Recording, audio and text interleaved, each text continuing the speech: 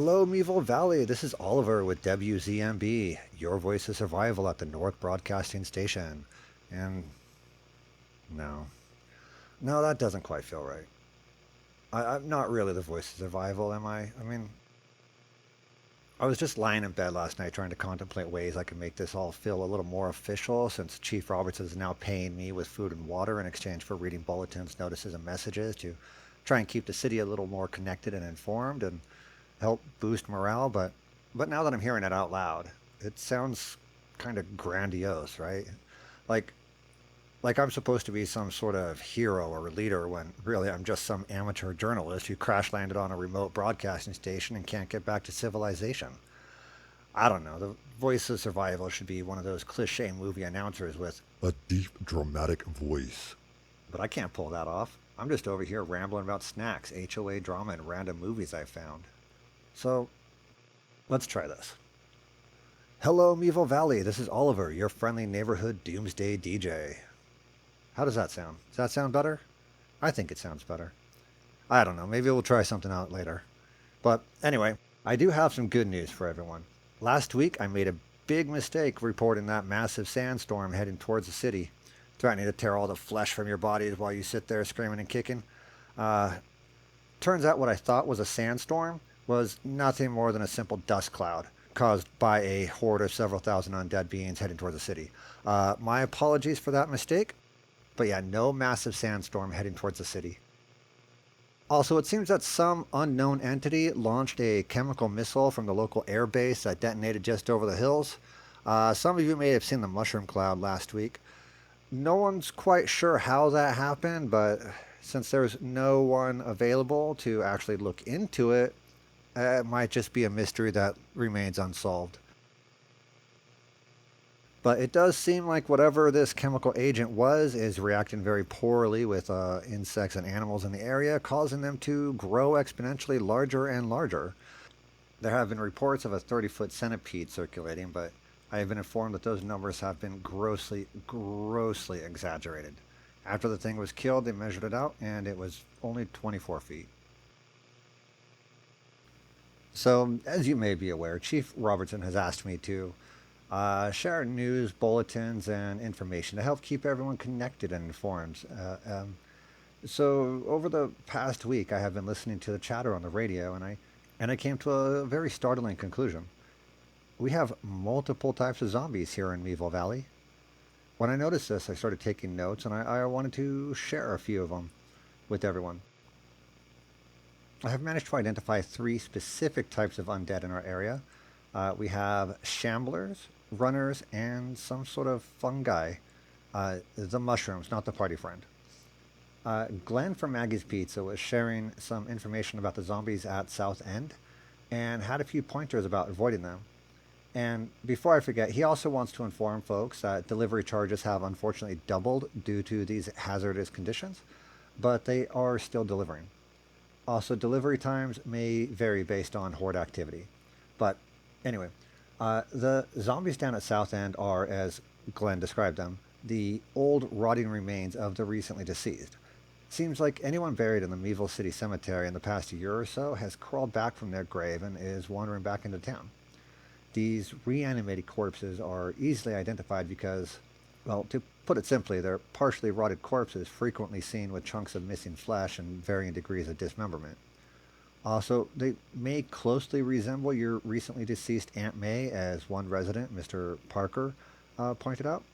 But it's important to not let these familiar faces fool you because these are not your loved ones coming by for a visit. These are mindless, undead creatures with only one thing on their mind to consume. And the residents of Meeville City are their 24/7 buffet.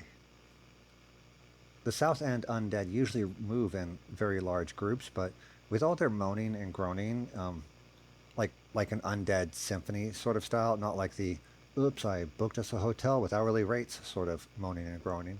But yeah, with all their moaning and groaning, they are very easy to avoid. You can easily hear them coming and plan a route accordingly. If you happen upon just a few random stragglers and you feel a little confident with your swing, you could confront one or two just as easily as you might fend off a few toddlers who just learned to walk. Just make sure you go in with melee weapons, not firearms, because loud noises will draw more, and their biggest strength is numbers.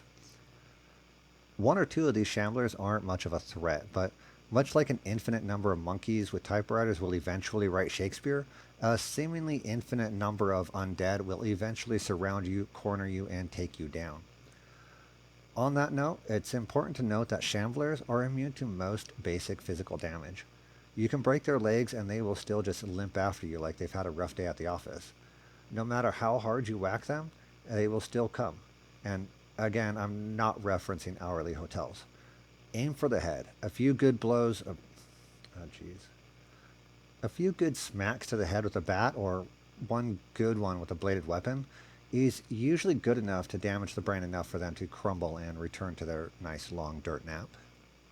And if you want some good reference material for shamblers, George A. Romero made a few very in-depth documentaries a few years ago following several zombie outbreaks in the past. Night of the Living Dead is a particularly useful one here, as they seem to be the exact same style of undead.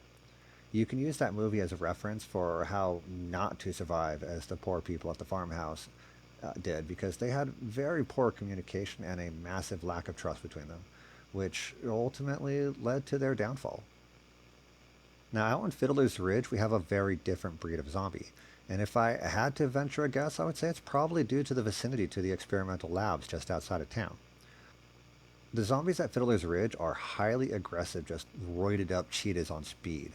They are faster and stronger than your average person and are highly contagious. Much like their South End counterparts, they are driven by the singular purpose to mutilate. The fight or flight portion of their brain has been completely destroyed, and all that remains is fight. Where you might be able to take out a few shamblers, if you're seen by one of these sprinters, your best option is to just run, and run as fast as you can, because these sprinters do not get tired, and they will not stop until you are out of sight. Sprinters are a little more difficult to identify as they look mostly normal, though usually with a little bit more blood than the standard person. If you can observe an unknown entity long enough, look for twitchy, jerky movements. Sprinters have a hard time staying still. And if they see you, it's a lot easier to tell if they're infected, because they will just scream at you like you just ran over their puppy and charge right at you. While shamblers have a hard time traversing a high curb, sprinters have no trouble dishing out some office style parkour. You're not going to be safe hiding on top of a truck or just putting a fence between you. You need to get out of sight and do it fast. Get a door between you and barricade it if you can. Now, while sprinters are significantly more threatening, they are also less resilient than shamblers. Shamblers can take whatever you can serve, but a sprinter is still a living, breathing human being whose brain has been mostly consumed by a virus, which means if you shoot them enough, they will die. They are significantly more resilient than any human and will still come after you after a few bullets have been pumped into them, but they're just as easy to kill as a messed up Florida man. And if you want a crash course on sprinters, Danny Boyle's 28 Days Later is a great documentary from the London events. So, to summarize, shamblers, slow, clumsy; sprinters, fast and have some acrobatic skills. Both are sight oriented and relentless.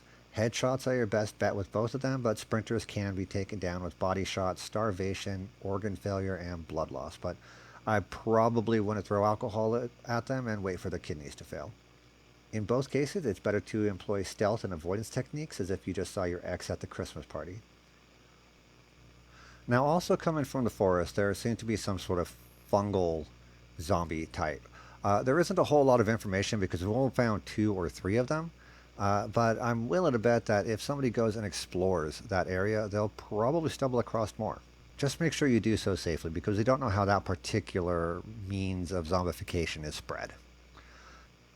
Also, the farm on Channel 3 has reported something about chicken zombies.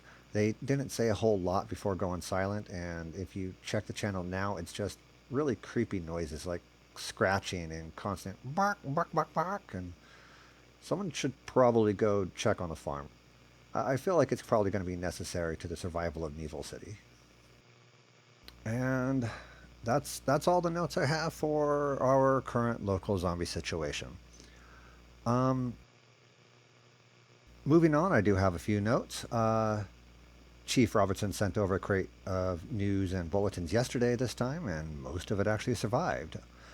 He also promised that he's going to send me a microphone for the radio in the next crate. So hopefully I'll be able to figure that out.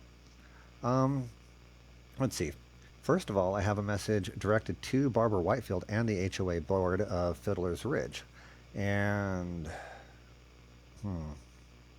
sorry, one sec here. Actually, reading this now, I'm seeing that most of this is very inappropriate and highly aggressive. So I'm just going to read the parts that aren't rude and probably won't get me in trouble with Chief Robertson. All right.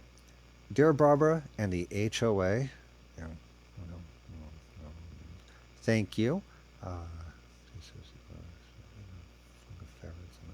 no.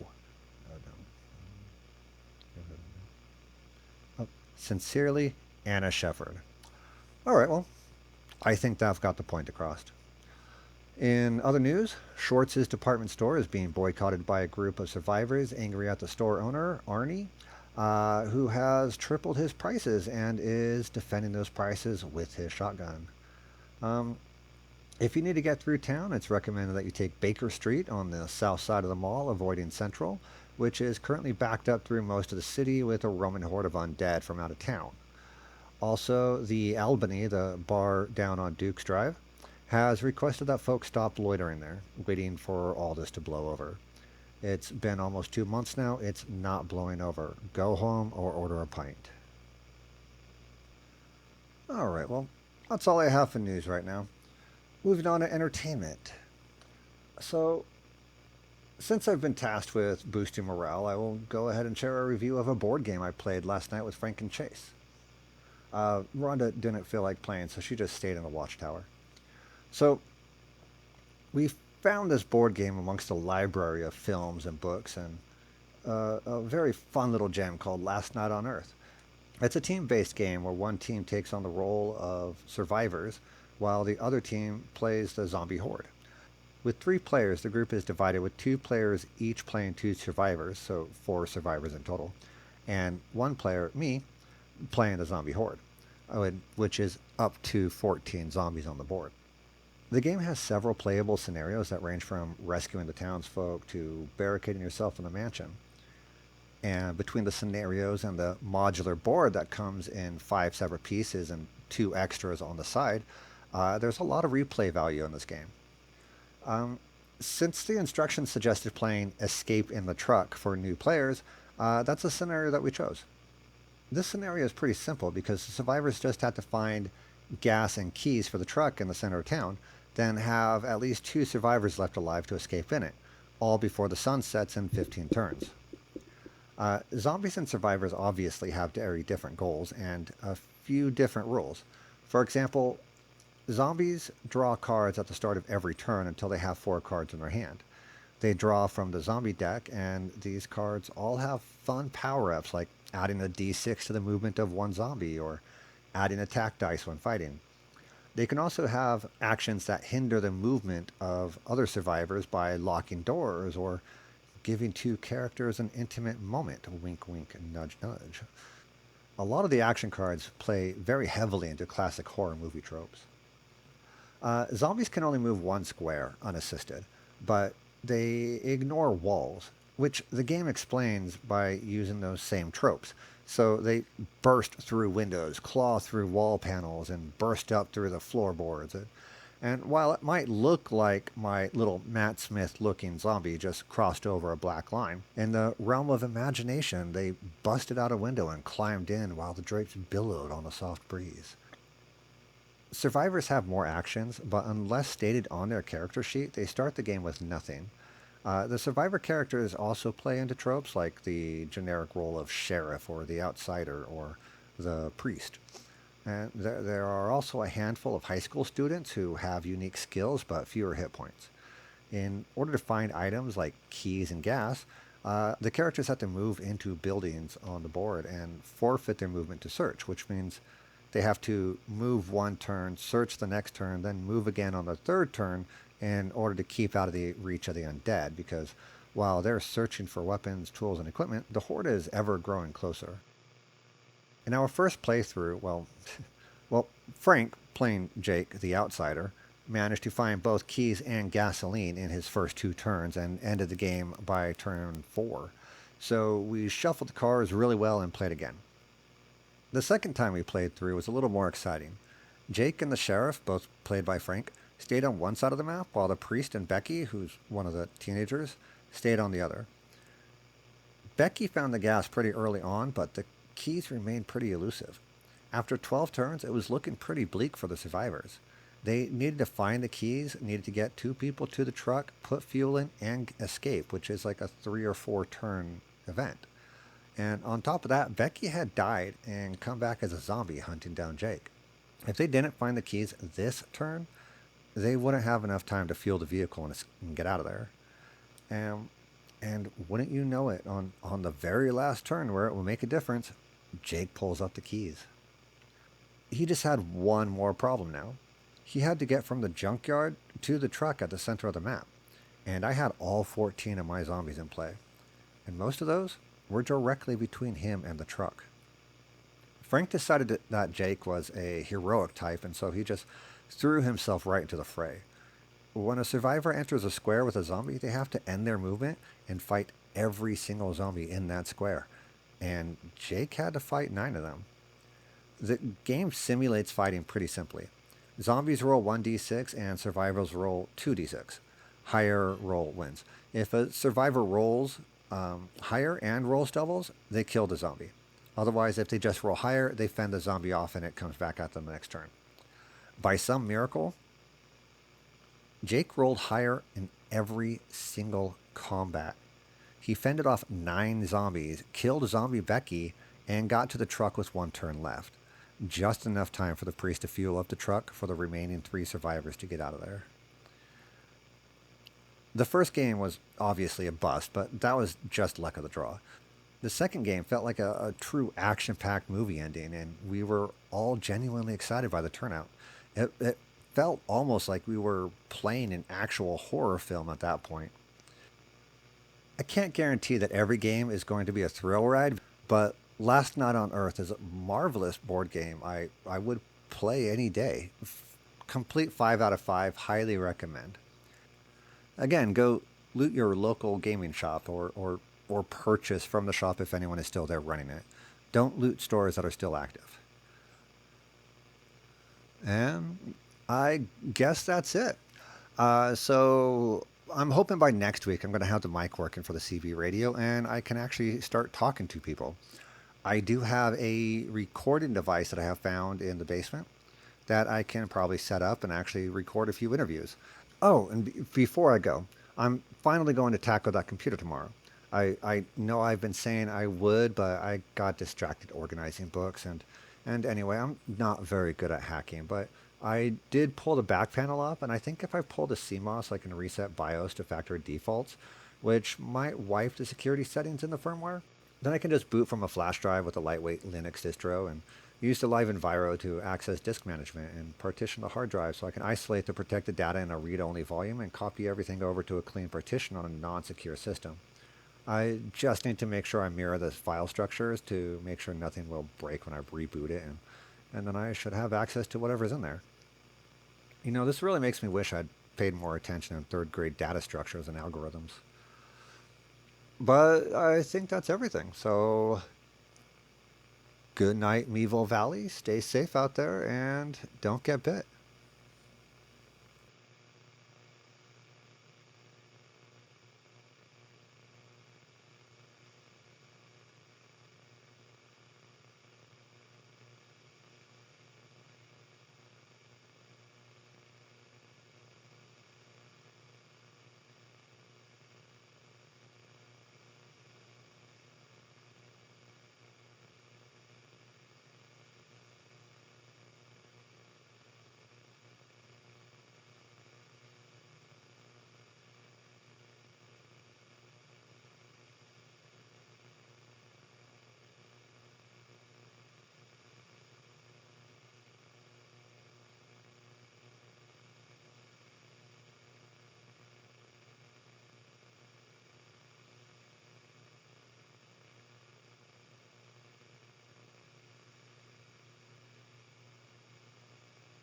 Sorry, I just had to pop back real quick because I went to the radio and someone was talking about how Frank and Chase and Rhonda are dead, but I mean, obviously they're not. I was just playing board games with them last night.